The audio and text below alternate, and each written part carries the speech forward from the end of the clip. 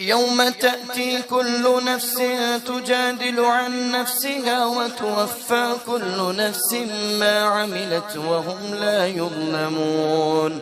وضرب الله مثلا قرية كانت آمنة مطمئنة يأتيها رزقها رغدا من كل مكان فكفرت بأنعم الله فأذاقها الله لباس الجوع والخوف بما كانوا يصنعون. ولقد جاءهم رسول منهم فكذبوه فأخذهم العذاب وهم ظالمون. فكلوا مما رزقكم الله حلالا طيبا واشكروا